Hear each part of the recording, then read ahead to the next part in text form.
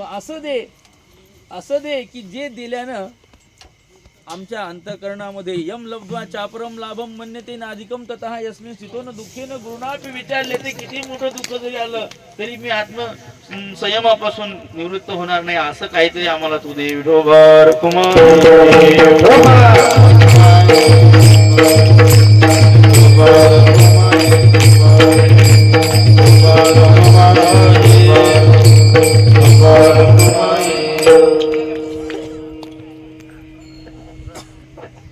देशील तरी देई हेची आमादान चंद्रभागे स्नान हरिकथा.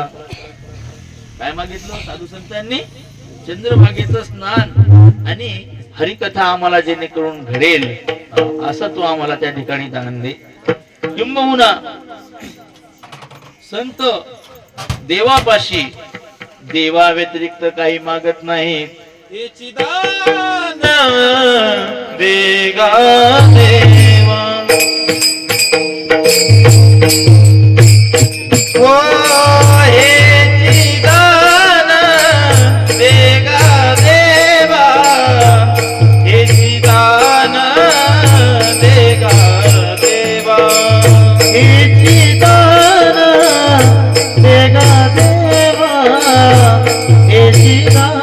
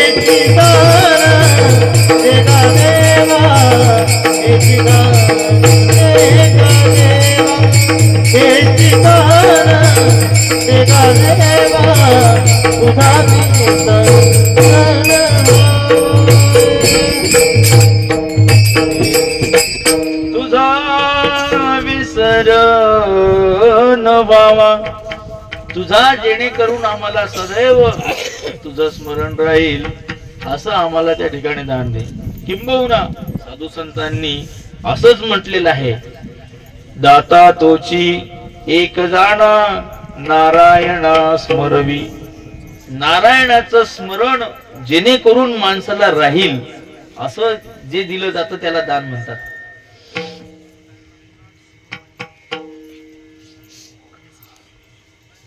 सुग्रीवाला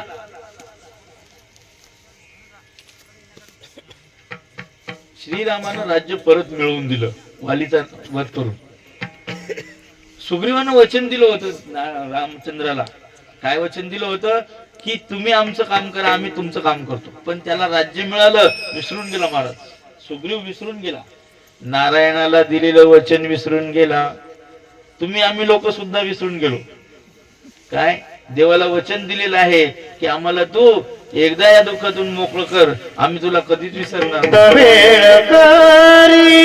या दुःखा वेगाळे एक वेळ काळी या दुःखा वेगाळे एक वेळ काळी या दुःखा वेगाळे एक वेळ काळी या दुःखा वेगाळे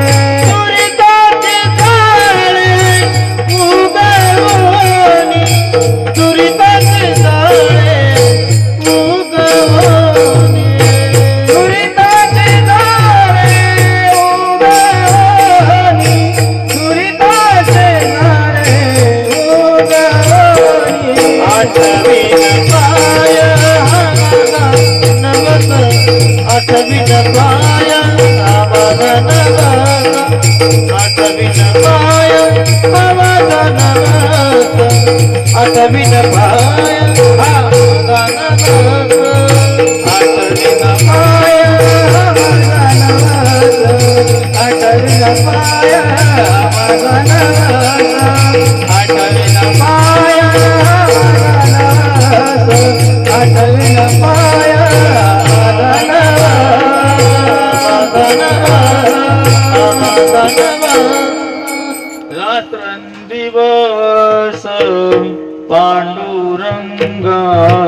रात्री ही दिवस पांडुरंग.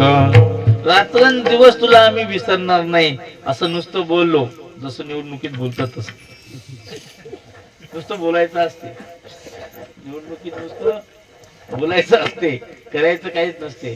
तसं देवाला आपण बोलून फसवू शकत नाही, कारण देव चतुर आहे. देव चतुरातो शिरोमणी.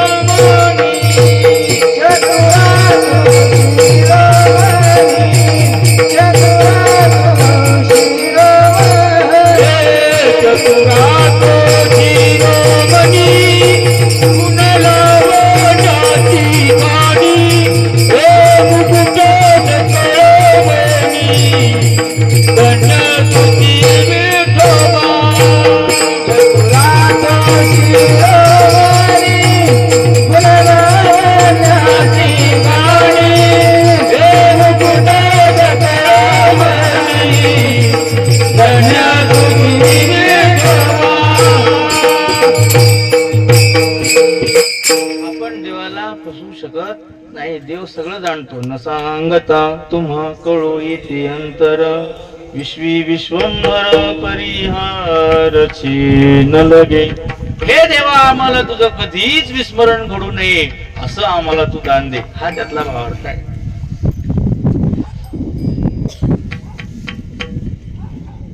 कपट कर्म चोरी बेमानी और हिंसा से हमको बचाना. हे वाईट काम आहेत आणि ते नेमके आपल्याला चांगले वाटतात, आणि हे काम करणारे लोक आज पेपरला झळकतात. कपट करणारे, चोरी करणारे, रात्रीतून या पक्षातून त्या पक्षात जाणारे, ते पदाधिकारी जे आहेत ते जागेवरच आहेत. कपट कर्म चोरी बेमानी और हिंसा से हमको बचाना. नाले का बने जाओ न पानी, निर्मल गंगा जल ही बनाना. तेरी पनाह में हमें रखना, तेरी पनाह में हमें रखना. तुझ्या नजरेच्या आड तू आम्हाला जाऊ देऊ नको. तुझी कृपा दृष्टी आमच्यावर सदैव बरसत राहो. हे देवाला मागायचं, दुसरं काहीच नाही मागायचं. हा आहे विवेक. आणि आजच्या अभंगातून बाबांनी नेमकं काय मागितलं? विवेकच मागितला, दुसरं काही मागितलं नाही. सगळा अभंग विवेक आणि वैराग्य याच्यावरच आहे. कारण वैराग्य हा परमार्थाचा प्राण आहे. प्राण म्हणजे काय? प्राण म्हणजे प्राणवायू. सोपे भाषेत प्राणवायू म्हणजे ऑक्सिजन.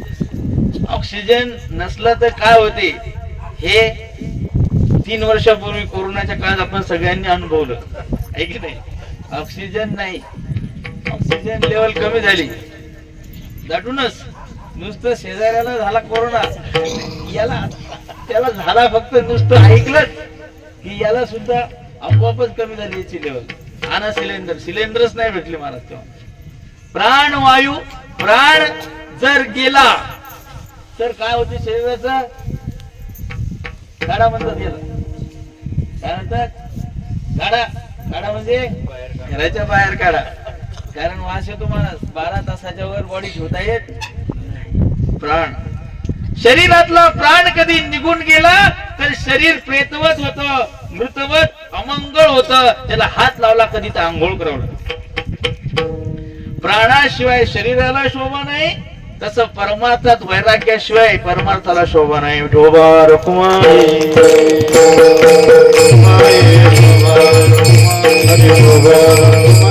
लय मोठं लागून गेला. 6 शास्त्र 18 पुराण वेद पाठ आहे आणि वैराग्य नसेल काय अर्थ नाही महाराज. बाबा नेहमी सांगतात संसारिक लोक आभूषणानं गाडी बंगला यानं शोभतात. संसारी लोक भोगानं शोभतात. साधू लोक उघड्या अंगानं शोभतात. साधू उघड्या अंगानं पायी चालणारा कधी असेल तर त्याचा मान मोठा आहे बर का. साधूचा अलंकार म्हणजे वैराग्य आणि संसारिक लोकांचा अलंकार म्हणजे 4 व्हीलर बर का. ते असलं तरच मग मोठा माणूस आहे भाऊ. अर्थात संसारिक भोगानं शोभतो आणि साधू त्यागानं शोभतो. म्हणून अभंगातून त्याग प्रधान वृत्तीचं दिग्दर्शन पूजनीय महाराजांनी केलेलं आहे. विठोबा रखुमाई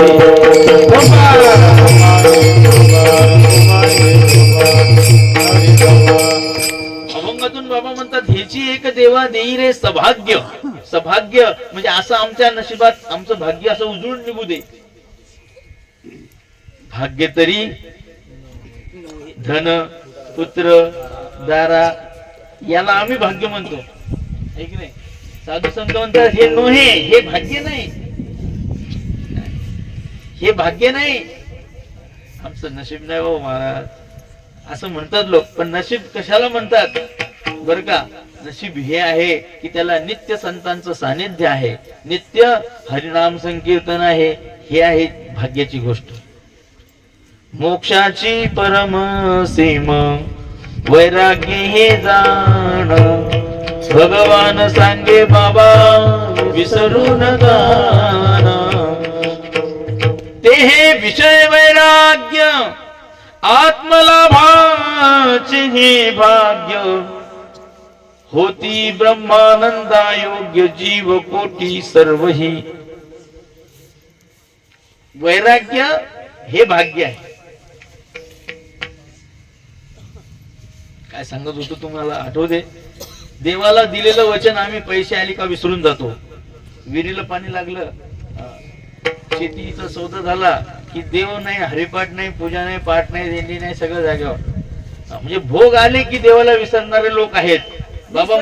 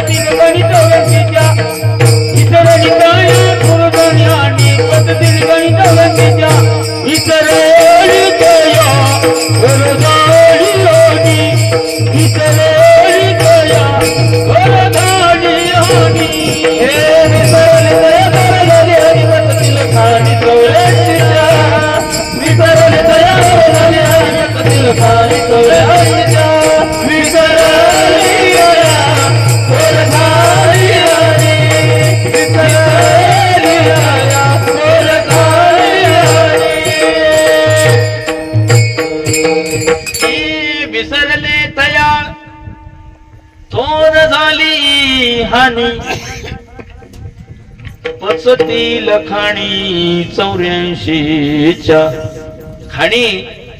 84च्या खाणी म्हणजे 84 लक्ष योनी.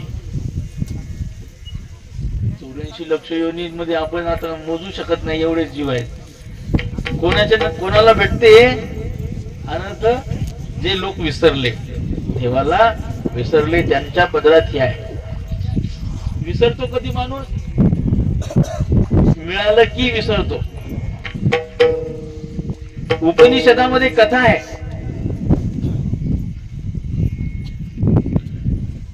नचिकेता हा यमाच्या दरबारात जातो.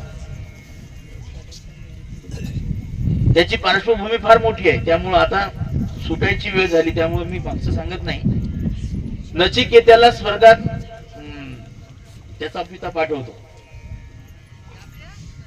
यमाच्या दारात जेव्हा जातो तेव्हा यम धर्म दार लावून घेतो. यमधर्म दार लावून घेतो आणि त्याची परीक्षा पाहतो. आता किती वारा सुटला? कालच्या पेक्षा कमी नाही का? लोक उठले का काल? नाही उठले. नचिकेत्याच्या अंगावर सोसाट्याचं वादळ सोडलं, हल्ला नाही माणूस. गाराचा पाऊस पडला, हल्ला नाही. विजांचा कडकडाट झाला, हल्ला नाही. 7 दिवस, 7-3 काय असेल, तो उपाशी राहिला. विना अन्न पाण्याचा यमाच्या दारामध्ये सतत 7 दिवस तो त्या ठिकाणी राहिला. आपण 1 दिवस नाही राहू शकत. तो छोटा मुलगा होता. विना अन्न पाण्याचा 2-3 दिवस राहिला असं समजा. हटला नाही म्हणजे माघारी फिरला नाही. भय निश्चयापासून ढळला नाही. त्याला जे पाहिजे होतं त्यासाठी तो गेला होता. त्याला काय पाहिजे होतं ते पुढे सांगतात. यमधर्मानं त्याची परीक्षा पाहिली आणि परीक्षेमध्ये तो पास झाला. कारण परीक्षाच अशी होती की आसमानी संकट, आकाशातून येणारे विजांचं कडकडाट, ढगांचं आणि वादळ, या गोष्टी माणसाला भीती दाखवतात. हे महाभूत आहेत, हे भूत आहेत. तुम्ही आम्ही भूत हो, पण हे महाभूत आहेत. कोण कोण? पृथ्वी, आप, तेज, वायू, हे महाभूत आहेत. एक कधी खवळलं तर आपण काहीच करू शकत नाही, काहीच करू शकत नाही. पण त्यात तो नचिकेता हल्ला नाही.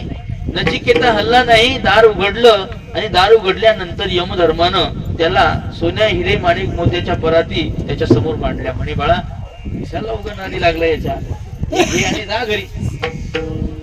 तुझं सोनं, तुझे हिरे माणिक तुला लखला बसो. मला हे पाहिजेत नाही म्हणे. काय पाहिजे तुला? नीट आहे का?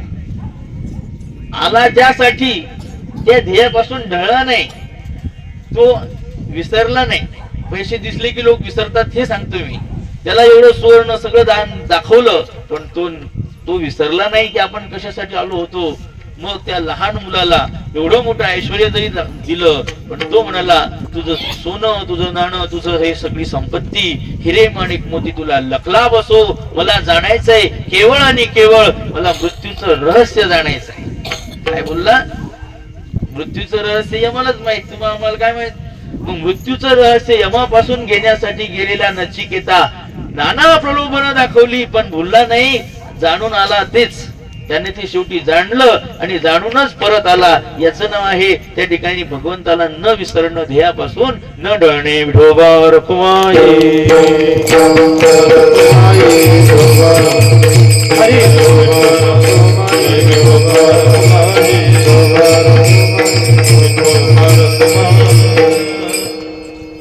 आपण म्हणतो देवा बरं झालं. काय बरं झालं? लॉटरी लागली. आपल्याला लॉटरी लागली, अचानक एखादी गोष्ट मिळाली की आपण म्हणतो बरं झालं. साधू संत म्हणतात, कशाला आमच्या घरात पाप घातला, कशाला आमच्या घरात हे पाप तू दिलं. नामदेव महाराजांच्या घरी देवानं धन धान्य पाठवलं होतं. महाराज नामदेवानं घेतलं नाही. तुकोबराच्या घरी शिवाजी महाराजांनी 14 गावची जहागिरी आणि सोनं नाणं दिलं. महाराजांनी घेतलं. हे वैराग्याच्या गोष्टी आहेत.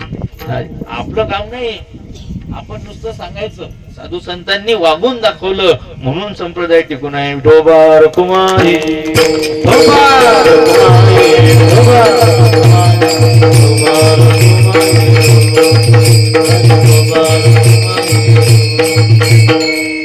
नचिकेतेचा विवेक जागा होता. नामदेवराय दारिद्र्याने त्रस्त होते, पण नामदेवरायाचा विवेक जागा होता म्हणून वैराग्य टिकून होत. विवेक कधी माणसाचा ढळला की वैराग्य निघून जात असत. विवेकासहित वैराग्याचं बळ असेल तर देव मिळतो, तर ज्ञान मिळते. इतर लोकांना हे ज्ञान मिळत नाही. धगधगीत ज्वाळ अग्नी जैसा, धगधगीत ज्वाळ अग्नी जैसा, धगधगीत ज्वाळ अग्नी जैसा, धगधगीत ज्वाळ.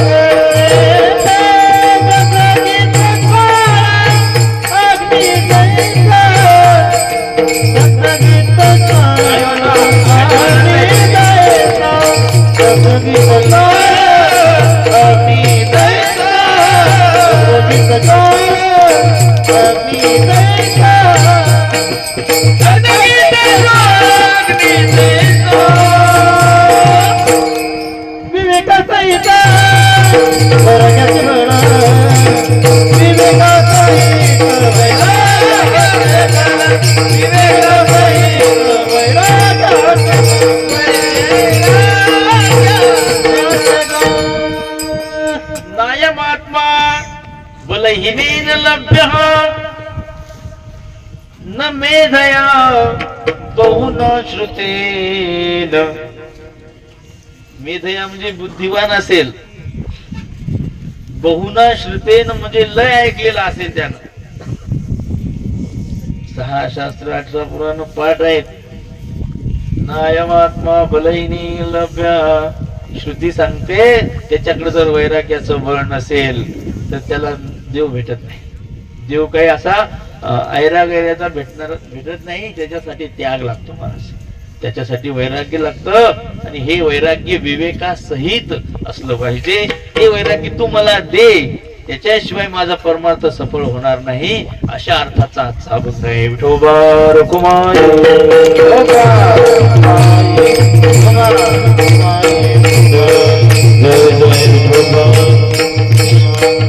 विवेक शब्दाची व्याख्या सांगितलेली आहे. आत्मस्वरूपा व्यतिरिक्त सर्व, आत्मस्वरूपा व्यतिरिक्त सर्व विनाशी आणि चंचल आहे, याचं नाव आहे विवेक. आत्मस्वरूपा व्यतिरिक्त काय काय आहे?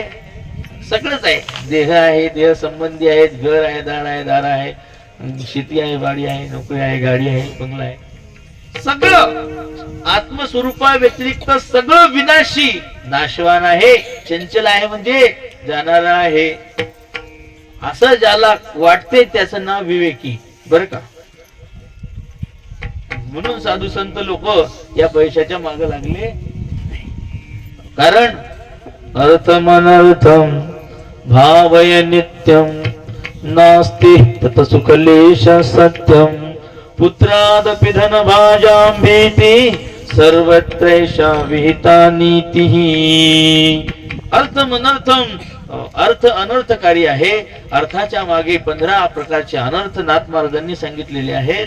मग असे अनर्थ आपल्याला नको आहे. एकदा काय झालं, आता नाथ महाराजांचं नाव आलं, नाथाचं नाव आलं म्हणून सांगतो. मच्छिंद्रनाथ स्त्री राज्यात गेले, तिथे माणसं नाहीत, ब्रह्मदेश आता आहेत, तेव्हाची गोष्ट. त्या स्त्री राज्यामध्ये गेले, तिथे माणूस मुलगा जन्मतच नव्हता, मरून जायचा. मच्छिंद्रनाथ तिथे गेले आणि गेल्यानंतर तिथे राहिले. राहिल्यानंतर राहिलं की जीव लागतो. राहिलं की काय होतं, स्नेह तयार होतो. स्नेह झाला की मग ताटातून होताना दुःख होतं. महाराज गेले अजून आले नाही, महाराज गेले अजून आले नाही. वर्ष झालं. इकडे गोरखनाथ शिष्यांना काळजी लागली की महाराज स्त्रीराज्यात गेले अजून कसे आले नाही. मग तिथे माणसाला एंट्री नव्हती. मग हे स्त्रीचा वेश धारण करून तिथे गेले. आणि तिथे जाऊन तपसामर्थ्य होतं त्यांचं, तिथे जाऊन त्यांनी भारूड रचलं बर का. आणि ते भारूड राज दरबारात सादर केलं. तिथल्या राणीच्या महालात हे राहत होती, हे राजेच झाले होते तिथं. आता ते वर्ष 2 वर्ष 3 वर्ष इतके वर्ष गेले, इतके वर्ष रमले. मग गोरखनाथाला चिंता पडली, काय भाग्य आहे मला की गुरुला जागा करायला तो गेला.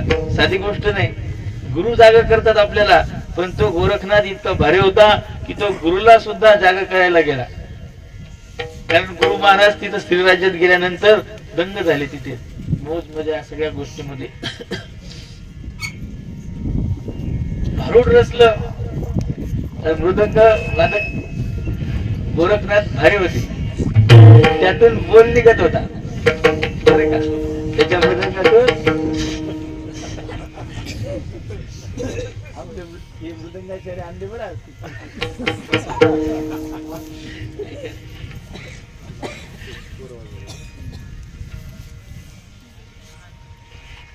ऐका महाराज, आनंद विनोदाचा भाग नाही, तुमचं नावच विनोद आहे. चलो मचिंदर, चलो मचिंदर, चलो मचिंदर गोरख आया, चलो मचिंदर गोरख आया, चलो मचिंदर. असा तो बोल वाजू लागला महाराज. हे बोल ऐकता ऐकता तो राजा आसनावर बसलेला होता. त्या राजाला वाटलं की हा आवाज कुठून येतो, आवाज कुठून येतो, म्हणून मृदंगाकडे बघतो, नीट निरखून पाहिलं, अरे हा तर आपला गोरख आहे, आपला गोरख आहे. त्या गोरक्षाला ओळखलं, गोरक्षानं त्याला खुणवलं, म्हणे महाराज कुणीकडे किती मग्न झाले तुम्ही, चला ना आता, बस झालं ना. चलो मचिंदर गोरख आया. महाराज भारूड झालं, सगळं झालं, सगळं झालं. आणि मग हे स्वतःच गेले त्याच्याजवळ. अरे काय महाराज, किती दिवस झाले बघा, 6 वर्ष झाले तुम्ही इकडे आला. लहान तोंड मोठा घाट घेत नाही म्हणे मी, पण दिवस किती झाले पहा तुम्ही. अरे म्हणे मी विसरून गेलो. साधू संतांचं वैराग्य कशी बळकट असतं महाराज. ते म्हणे चला उद्या निघू. सकाळी निघाले, सकाळी सकाळी निघाले, पण ते 6 वर्ष राहिल्यावर ते तुटत नाही ना ममता. ती राणी काही जाऊ दे ना, त्याला जाऊ दे ना, तर तिने घातलं मधात ते लेकरू. काय घातलं, दादा महाराज साखरे बर का, असेच काशीला निघले होते. तर त्यांची सासूबाई काय म्हणली, ओ म्हणे महाराज काशीला जायचं तेव्हा जा, पहिले यांच्या डोक्यात दगड घाला आणि मग जा म्हणे. त्याला वैराग्य झालं साखरे महाराजला. दादाला हजर जबाबी होते.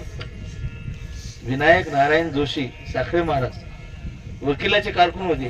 ते म्हणले सासूबाई मी गेलो म्हणजे हे न मारताच मरणार आहेत उपाशी, मग मी विनाकारण पाप कशाला घेऊ यांना मारण्याचं.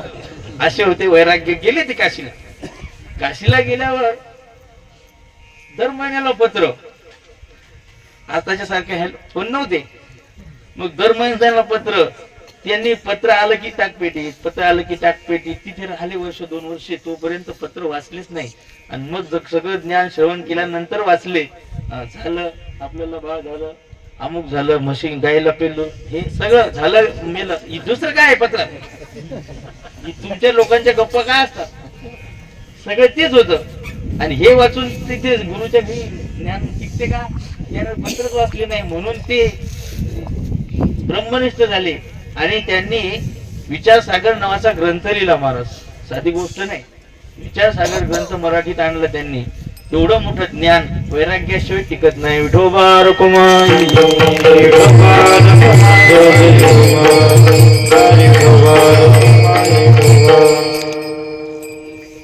काय सांगत होतो, त्या राणीनं ते लेकरू घातलं मधात. म्हणजे महाराज याच्याकडे तर पहा. आता ते पाहिलं की यात हेही पगळावं, मच्छिंद्रनाथही पगळले. म्हणजे आता कसं करावं, एवढं सुपोर्ग. त्यालाही जावं वाटे ना. मग गोरखनाथानं पाहिलं, पुन्हा जागेवर आले. अरे म्हणे हा आपला गोरक्ष आपल्याला गुणवत आहे. नाही हो नाही हो करता करता करता करता पोरग मधात घातलं ना, मग पोरग घेऊन जातो म्हणे. मग तर काय तर नाही, पोरग घेतलं महाराज सोबत, राणीला दिलं सोडून. आता ती पोराचा स्वभाव कसा असतो मायला माहित, तुम्हाला काय माहिती ती किती खोडीचा असते हे आईलाच माहित. हे आई जिथं जी गोष्ट नाही तेच मागते.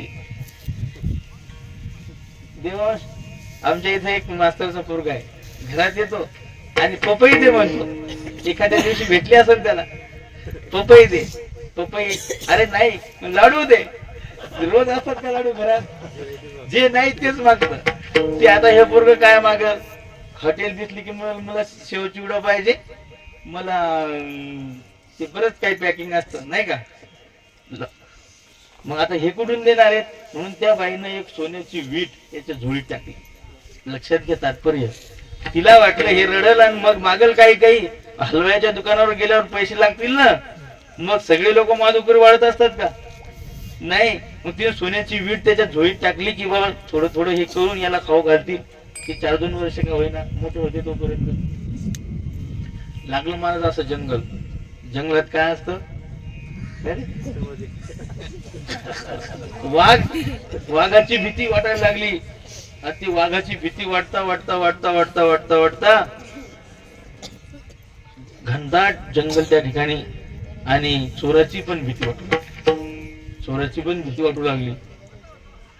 मग गोरखनाथाला म्हणतात, मच्छिंद्रनाथ बच्चा डर लगता है, बच्चा यहाँ कोई डर है. एकदा झालं, दोनदा झालं. गोरखनाथ म्हणले महाराज असं काय म्हणायला लागली, याच्या अंगात किती सिद्ध आहेत. अष्टसिद्ध होते महाराजाजवळ, तरी पण भीतीचं कारण याच्या खिशात होत ना. बच्चा या कोई डर है, बच्चा डर लगता है. गोरखनाथानं पाहिलं, हे बसले असे एका टेकड्यावर बसले, हे गेले लघुशंकेला, आणि झोळीत पाहिलं महाराजाच्या काय, पाहतो तो सोन्याची वीट. हा म्हणे म्हणून महाराजाला भीती वाटत आहे. त्यानं घेतली वीट, गोरखनाथ होते महाराज ते, घेतली वीट दिली फेकून डोंगरात, दिली सगळी वीटच फेकून दिली, आणि तेवढाच वजनाचा दगड त्याच्या झोळीत ठेवला. निघले महाराज पुन्हा, आणि खिशात गोज तसंच. पुन्हा मग घनदाट अरण्य लागलं. म्हणे बच्चा डर लगता है. एकदा झालं, दोनदा झालं, तीनदा झालं. मग हा तिसऱ्यांदा काय म्हणतो, बाबाजी डर तो पीछे गया. बाबाजी म्हणला मी 5-6 वेळा म्हणलो, याची दातखिळी बसली होती ना, आता कस काय तोंड फुटलं, याला बोगावलं. म्हणून झोळीत बघतो तर सोन्याचा पत्ता नाही, दगड होता महाराज. म्हणे क्यों गोरख, हे काय भानगड आहे. म्हणे महाराज हे असंच आहे म्हणे. म्हणे काय, सोनं होतं तोपर्यंत आपल्याला भीती होती, म्हणून मग सोनं फेकून दिलं. म्हणे डरतो पीछे गया विठोबा रुक्माई.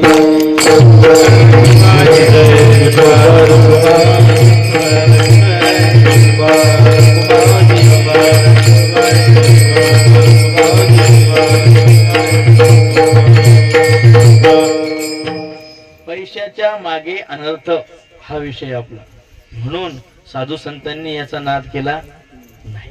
हे कामिनी कांचन हे लोक पाण्याला आग लावतात बर का, म्हणून यांचा साधू संतांनी 10 हात दूर राहिले बर का.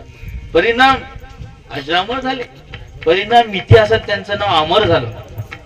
तुकोबरायाचं नाव अमर झालं, नामदेवरायाचं नाव अमर झालं. सगळे साधू संत आज बाबा उघड्या अंगाने फिरतात बर का. तरी त्यांची जी शोभा आहे बर का, आज आपल्या मनामध्ये जे स्थान आहे बाबांच्या बद्दल, पूजनीय गुरुवर्य श्री भगवान महाराज हे पायी चालतात, अनुवानी पायानं उघड्या अंगाने राहतात. हे वैभव आहे, हे साधूचं वैभव आहे. वैराग्य साधूचा अलंकार आहे, आणि असं वैराग्य तुम्हा आम्हाला सुद्धा मिळावं याकरता एक तुमच्या साध्या साधकाची भूमिका धारण करून देवापाशी बाबा दान मागतात की देवा तू आम्हाला असं दान दे की ज्याच्या योगानं परमार्थामध्ये आम्ही टिकून राहू. विवेकासहित वैराग्य आम्हाला तू दे. अभंगाच्या पहिल्या चरणामध्ये सांगतात, हेची एक देवा देई रे सौभाग्य, हेची एक देवा देई रे सौभाग्य, हेची एक देवा देई रे सौभाग्य, हेची एक देवा देई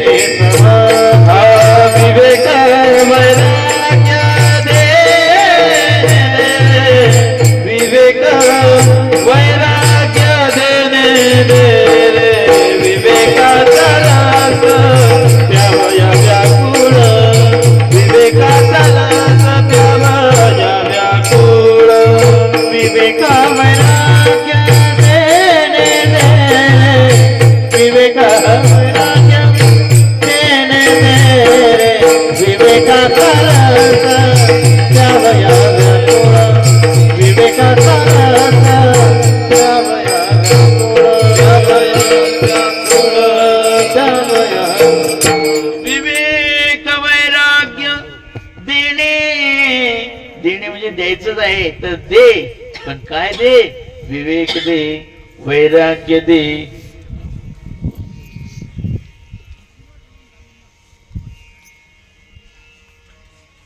विवेकाशिवाय ज्ञान टिकत नाही, वैराग्य टिकत नाही, आणि वैराग्याशिवाय ज्ञान टिकत नाही.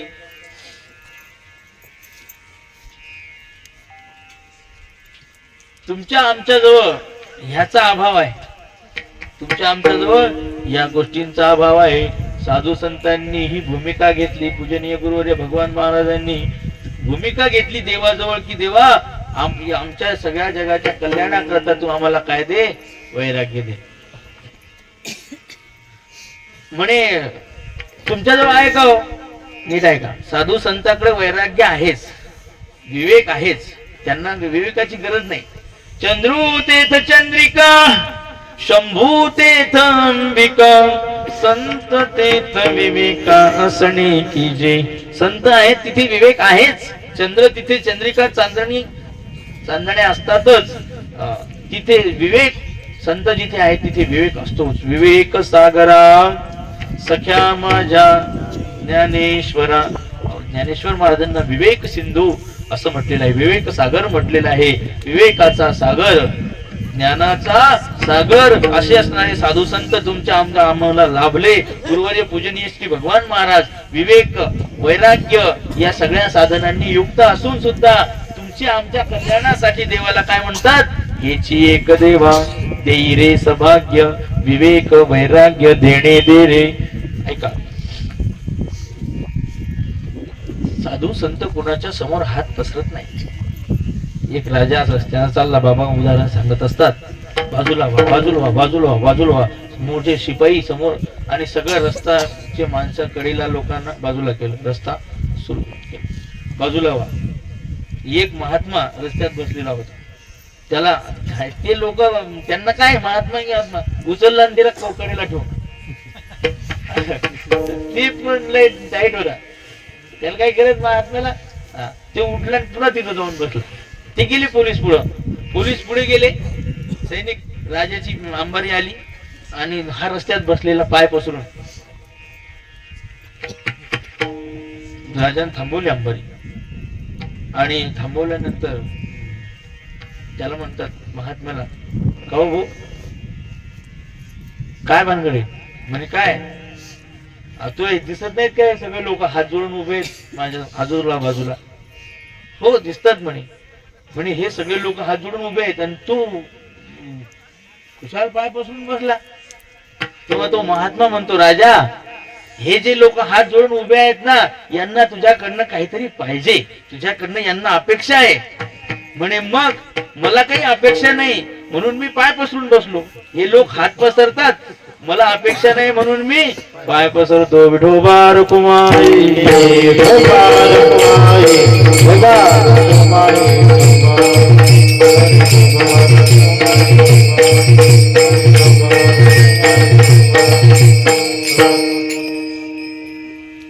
स्तुती नव्हे, ही स्तुती नाही, ही वस्तुस्थिती आहे. आपल्या जिल्ह्याचे खासदार जेव्हा तिथे आले होते, बाबांना पायाचा व्याधी आहे, बाबा असे पाय लांब करून बसलेले होते भजनात. आम्ही खासदार साहेब आले आणि आम्ही भजनात होतो टाकड्यात. आले बसले, बाबा असे पाय पसरूनच होते. ते बसले, 5 मिनिट बसले आणि मग आरती वगैरे झाली आणि नंतर त्यांचं स्वागत वगैरे झालं, सगळं झालं. पण आम्ही हे पाहिलं की एवढ्या केंद्र सरकारचा माणूस समोर आला, पण या महात्म्यानं पाय काही बाजूला मागे घेतले. कारण काही घ्यायचं नाही ना, आपल्याला अपेक्षा आहे, त्यांना काही अपेक्षा नाही. ही वस्तुस्थिती आहे. विठोबा रुक्माई विठोबा रुक्माई विठोबा रुक्माई.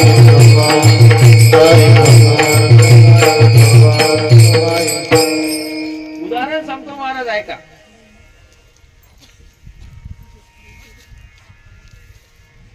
जान जानश्रुती नावाचा राजा होता. भागवतातलं उदाहरण आहे. जानश्रुती नावाचा राजा,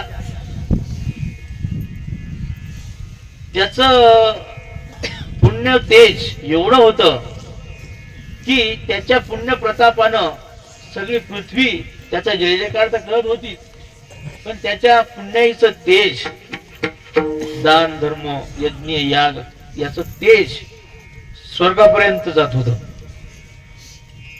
असं तो गच्चीवर बसला. गच्चीवर बसल्यानंतर राजाचा राजवाडा सगळ्यात उंचच असणार ना. गच्चीवर बसला उंच महालात, 7 मजली असेल त्याचा महाल. वरतून पक्षी चालले आणि ते पक्षी, एक पक्षी दुसऱ्या पक्षाला म्हणतो, ए पहा बर, हे जे तेज चाललं ना स्वर्गापर्यंत, या तेजातून जाऊ नको तू. नीट ऐका महाराज. एक पक्षी दुसऱ्या पक्षाला म्हणतो, हे स्वर्गापर्यंत जे दिव्य तेज झळकत आहे, या तेजाच्या लाईन ऑफ लेन त्याच्या मधून तू जाऊ नको, तू जळून जाशील. खरे म्हणे कशाचं तेज आहे हे तेज? म्हणे जानश्रुती नावाचा जो राजा आहे त्याच्या हे तेज आहे म्हणे, त्याच्या पुण्याईचं तेज, त्याच्या तपाचं तेज. हा असेल म्हणे जानश्रुती. काय बोलला तू दुसरा पक्षी? तू म्हणतो असेल जानश्रुती, पण त्या रैक्व महात्म्यापेक्षा कमीच. एका महाराजाचं नाव रैक्व, बर का? रैक्वापेक्षा याचं काय तेज म्हणे. आता त्या राजाला पक्ष्यांची भाषा कळत होती, आताही कळते लोकांना. सर्कशीतल्या लोकांना वाघाची भाषा कळते, माकडांची भाषा कळते, पोपटाची कळते. लोक त्यांच्याकडनं काम करून घेतात ना, काही भूताकडून पण काम आहेत ना असे लोक जगात. मग त्या पक्षाची भाषा जाणली आणि जाणल्यानंतर या डोक्यात हेच पडलं म्हणे की माझ्यापेक्षा कोण रेको लागून गेला. राजा दुसऱ्या दिवशी राज दरबारामध्ये आदेश काढला, रेको नावाचा जो कोणी माणूस असेल त्याला धरून आण. सगळं राज्यात शोध घेतला. प्रत्येक ग्रामपंचायतीला ते पाठवली नोटीस, रेको नावाचा आहे का कोणी, प्रमाणपत्र. शाळेत सगळ्या मास्तरांना काम लागून गेला. आता सापडते का नोंद आहे का रेको नावाची? कुठे कुठेच सापडली नाही. मला आठवडा गेला आणि सहज म्हणून पोलीस लोक, सैनिक असे जे का दरीतून चालले होते आड रस्त्यातून, तिथं एक चक्र कळते ना, ती रिकामी बैल, छोटीशी गाडी, जुन्या काळात एकाच बैलाचं असायचं म्हणतात. त्या छकड्यावर हा महात्मा असा बसला होता, पाय लांबून, वेडे वाकडे केस, अंगाला भस्म लावलेलं, उगाच आपलं काहीतरी गाडी खाजवतो असं. आणि जाता जाता पोलिसांच्या काय मनात आलं, राजाचं नशीब चांगलं.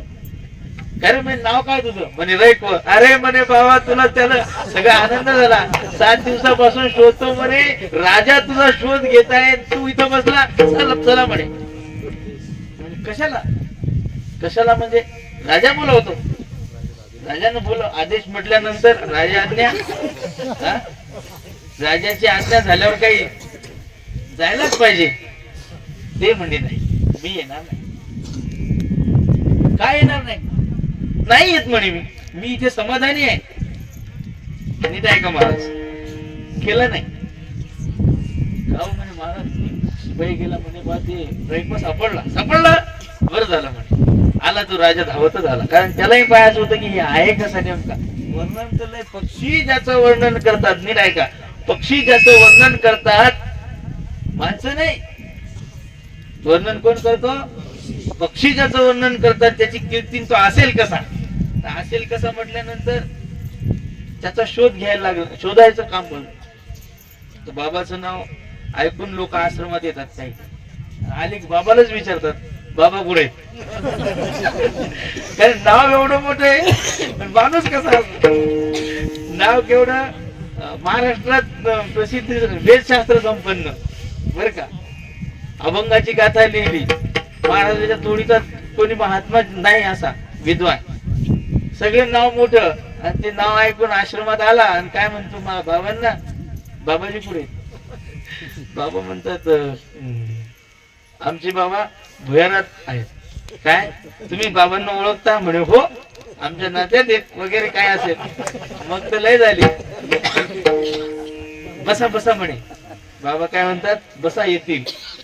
आणि जेव्हा पाठाची घंटी होते आणि बाबा व्यासपीठावर बसतात तेव्हा कळते की हेच बाबा आहेत. गोपाल कुमारी गोपाल कुमारी गोपाल कुमारी चातुर्य लपवी. काय महाराज चातुर्य लपवी महत्व हरवी आणि पिसे पण अंगावर घेतात. पिसेपणासारखं पिशाचं सोंग घेऊन साधू संत ज्ञानी असतात पण ओळखू देत नाहीत. गीतेच्या 13व्या अध्यायामध्ये हेच लक्षण सांगितले. काय टाईट राहणं हे ज्ञानी पुरुषाचं लक्षण नाही. मग पिशासारखं पडून असणं हे ज्ञानी पुरुषाचं लक्षण आहे असं लिहिलं त्यात. मग म्हणे कोणता आहे तो बघू तर द्या. आला राजा धावत. विषय ध्यानात आहे ना. राजा धावत आला. पाहतो तर हे खर्जूला असं अंग खजूर राहिलं. खरं आहे बरं का. आम्ही जे सांगतोय खरं आहे. उपनिषदात वाचून घ्या तुम्ही.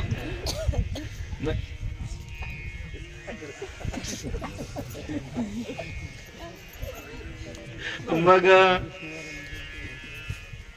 काय रे म्हणे सगळं झालं म्हणे महाराज पायात पडलोच पण आम्ही सगळं धन धान्य सगळे आभूषण राजाने आणले होते तिकडून येता येता स्वागतासाठी म्हणून.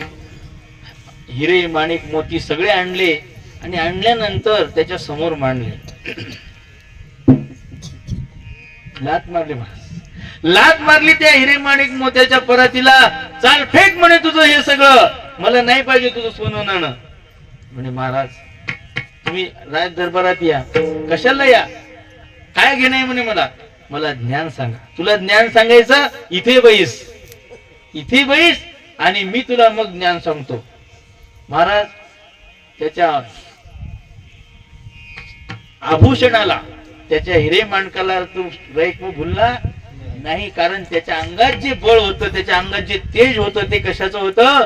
वैराग्याचं विवेकाचं तेज होतं. म्हणून त्याच्या समोर राजा सुद्धा हरला की जो पृथ्वीमध्ये मान्यता प्राप्त होता. पक्षी ज्याचं वर्णन करत होते ते सुद्धा त्या रैकवा समोर नतमस्तक झाल्याशिवाय त्याला त्या रैकवानं ज्ञान सांगितलं नाही. एवढं मोठं महात्म्य एवढं मोठं वैभव या वैराग्याचं आहे. उपनिषद सांगतात त्या उपनिषदाने ज्या वैराग्याचं वर्णन केलं ते वैराग्य तू आम्हाला दे. अभंगाच्या पहिल्या चरणात सांगितलं. आणि वैराग्यासाठी विवेक महत्वाचा आहे. नाही तर मग पोरांनी हाणलं आणि चालला मग मी चाललो आता पंढरीला. मग बायको मध्येच येते. बायको म्हणते का हो अहो लेकरांना मांडीवर घाण केली मग मांडी तोडून टाकायची असते का? व्हा मांग. बर बर बर बर तू म्हणते तर मग आता पोरगा आपलं तर सगळंच आपलं. मग असं वैराग्य कामाचं नाही. विवेकासहित वैराग्य असलं पाहिजे. म्हणून अभंगाच्या दुसऱ्या चरणात विवेकाचा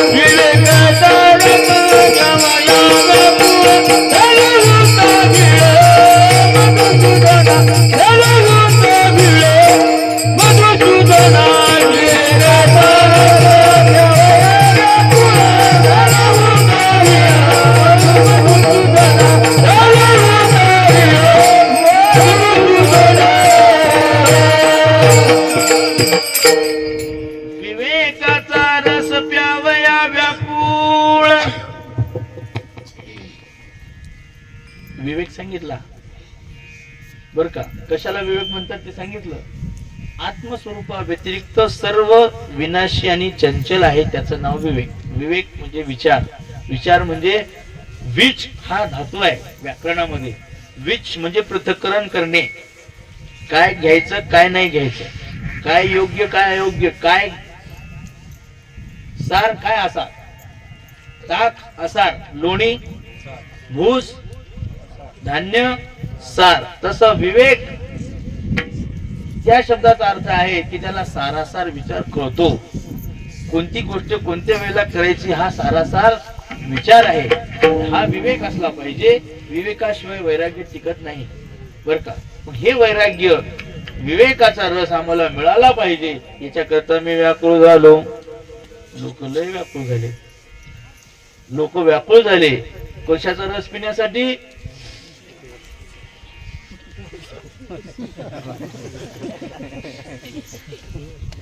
3 किलोमीटर कधी दुकान असू दे, 3 किलोमीटर तिथे जातो. लोक जातात ना लय.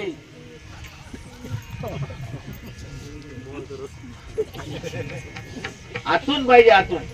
काय व्याकुळता त्याला म्हणतात. नीट आहे का. व्याकुळता त्याला म्हणतात की जी मिळाला शिवाय मनाला चैन पडत नाही त्याचं नाव व्याकुळ. मग मी व्याकुळ झालो पण कशासाठी. नीट आहे का.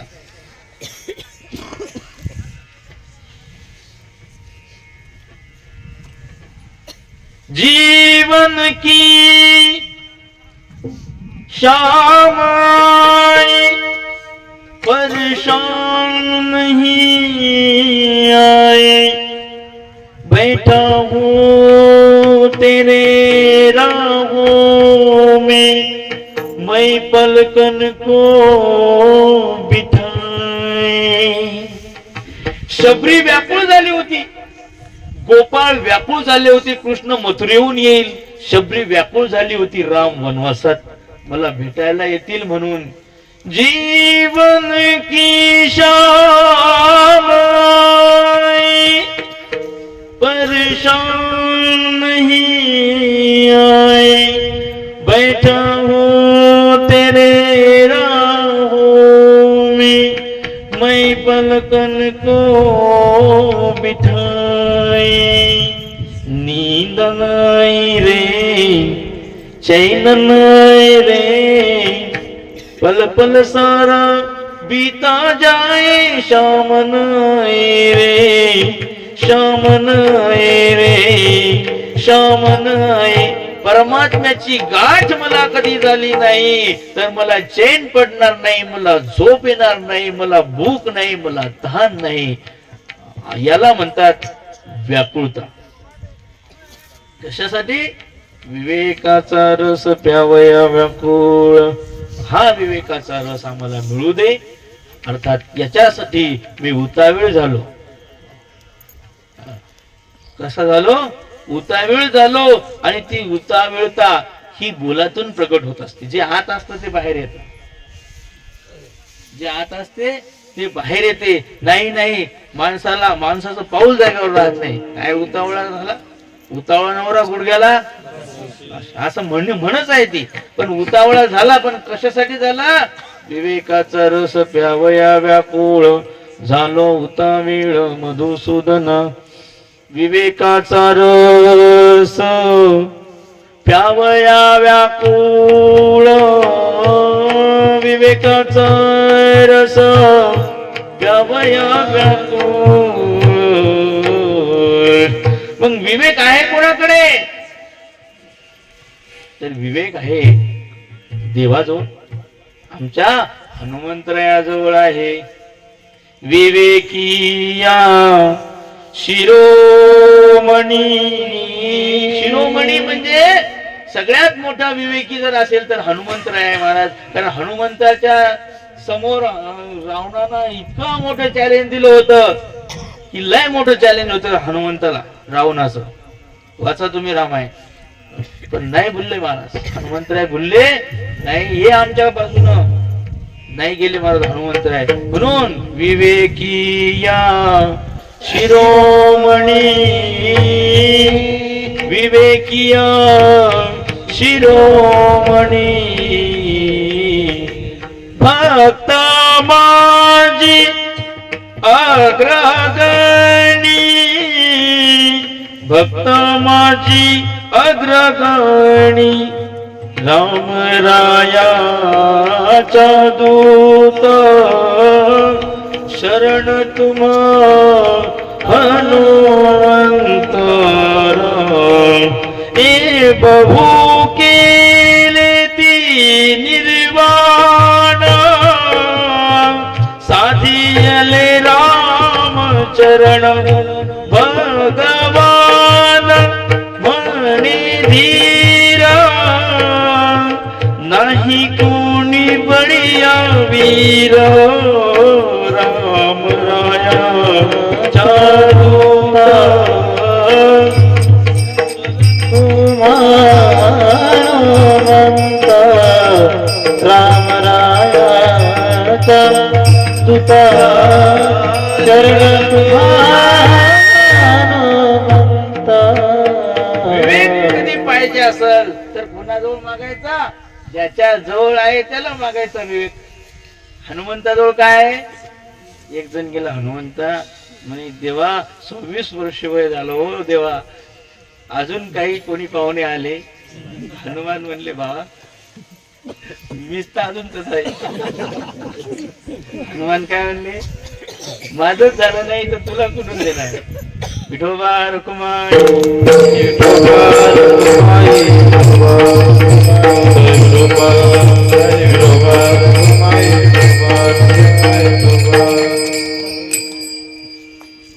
हनुमंताजवळ काय आहे? जे आहे ते माग तुला देतो.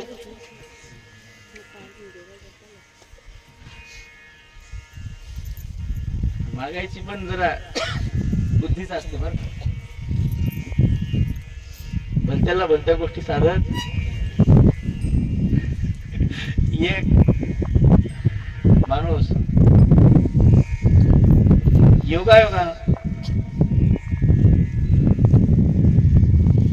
एक लोटा जल पुढे काय शिवपुराण त्यांनी एक लोटा जल घातलं महाराज शंकराला. त्याला शंकर प्रसन्न. माग बघता काय पाहिजे ते होत आंधळ. आता आंधळ असल्यामुळं त्याचं वय झालं 40 42 45. चांगल्याला भेटाय नाही याला कुठून कोण देणार आहे?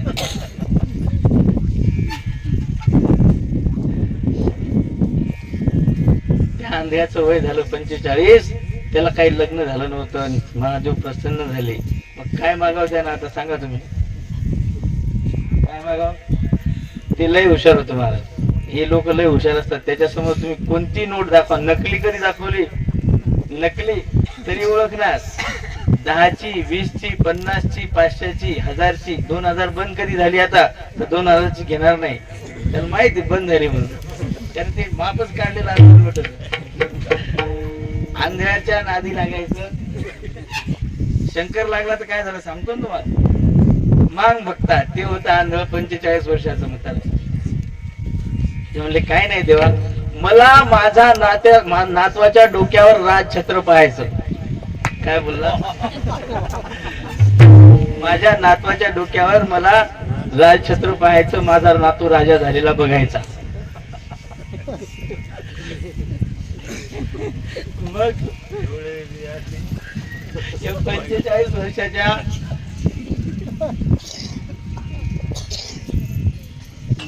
त्या अर्ध म्हाताऱ्याला पहिले लग्न करून द्यावं लागलं.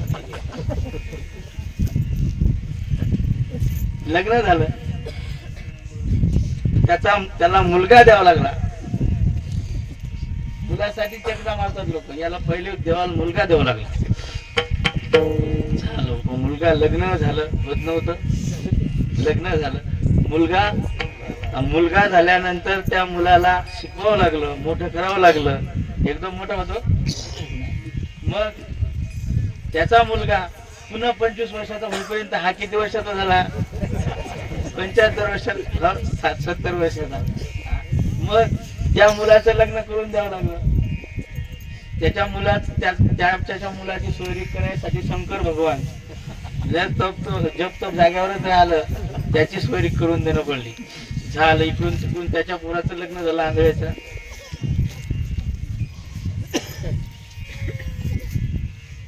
आता तेच त्यांना खायला प्यायला द्यायला द्यावंच लागलं ना. घरदार सगळं लोक घरदार पाहिजे देतात का, त्याचं सगळं टकाटक करून द्यावं लागलं देवाला.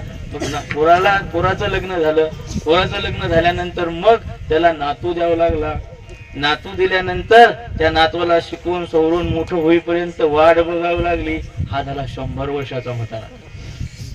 त्या 100 वर्षाच्या बाबाला मग नातू मोठा झाला आणि मोठा झाल्यानंतर मग सगळ्या गावाला दोन अशी बुद्धी दिली की आपल्याला अनापूस निवडून आणायचं, राजा करायचं म्हणल्यानंतर मग सगळ्या लोकांना बुद्धी देणं पडली शंकराला की एकदाच याला राजा करून द्या बाबा, मी सुटलो म्हणजे सुटलो. नीट आहे का. पोरच याचं लग्न होत नव्हतं, लग्न करून दिलं. त्याला पोरग दिलं, त्याच्या पोराला बायको दिली. नातू झाला. नातू झाल्यानंतर त्याला राजपरिवारासारखं त्याला सगळ्या गोष्टी दिल्या आणि दिल्यानंतर मग नंतर त्याच्या नशिबामध्ये राज्य आणि राज्य त्या ठिकाणी राज्यावर बसला. आणि राज्यावर बसल्यानंतर म्हणजे आता झालं तुझी इच्छा पूर्ण. डोळे आधीच दिले बरं, मी सांगितलं नाही तुम्हाला. डोळे अगोदर दिले होते त्याला. आधी डोळे, मग लग्न, मग पोरग, मग सून, मग सुनला नाचून आणि मग झाला राजा. एका मागण्यात किती मागून घेतलं त्यानं. आंधळच आंधळ, पण असं मागितलं की देवाला देता देता नाकी 9 आले. शंकर म्हणले कुणी कुण नांदी लागलो याच्या. काय ठोबार कुमाई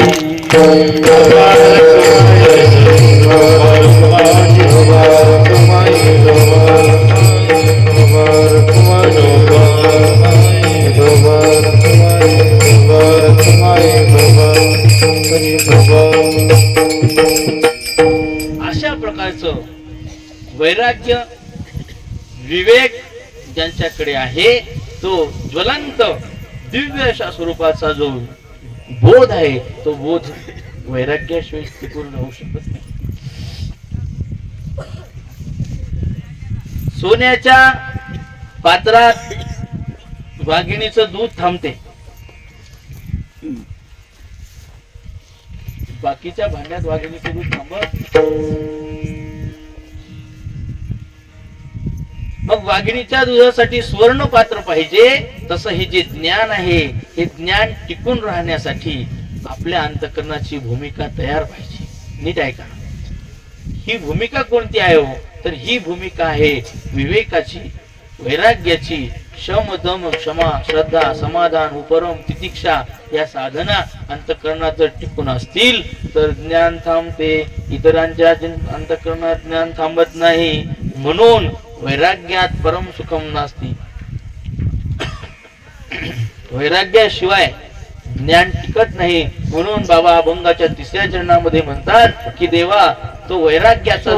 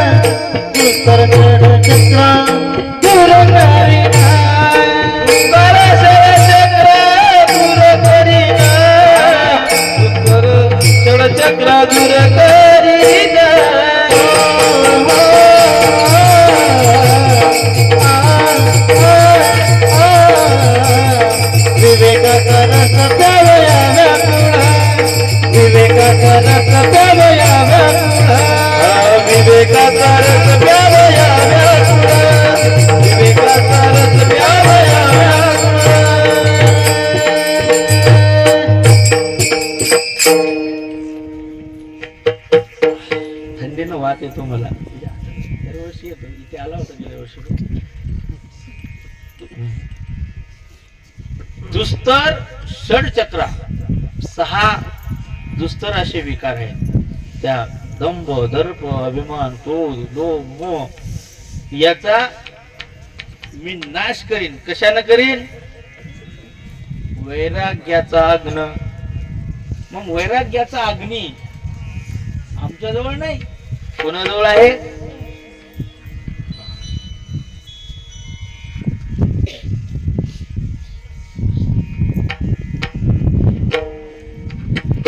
ऐका महाराज, श्रीरामाला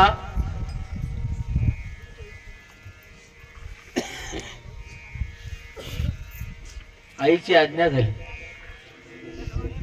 की तुला वनात जावं लागतं. अंगात ताकद नव्हती,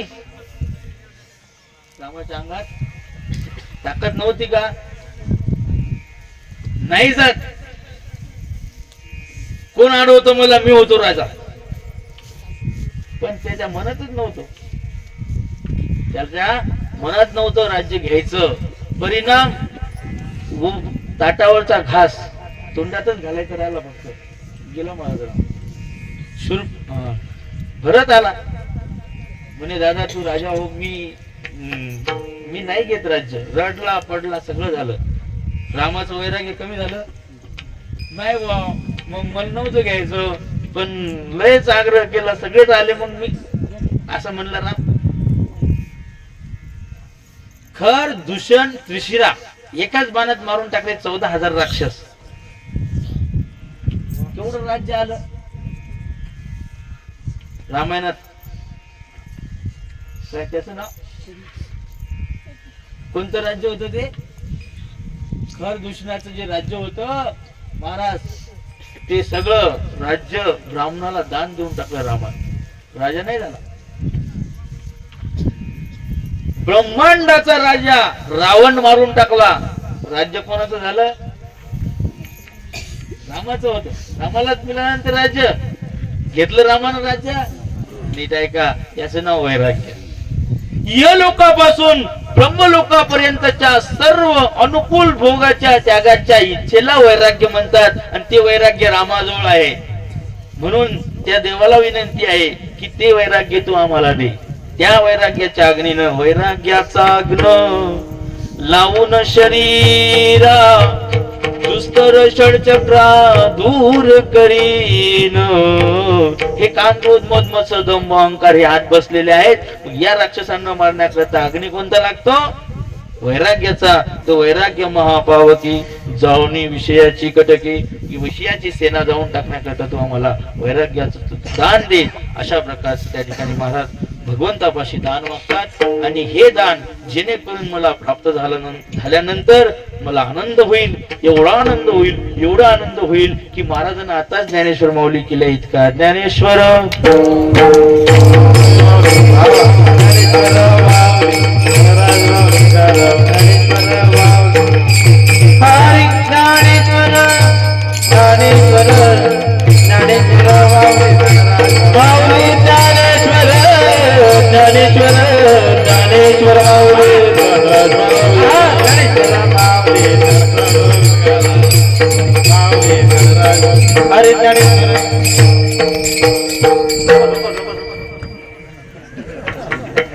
अशा प्रकारे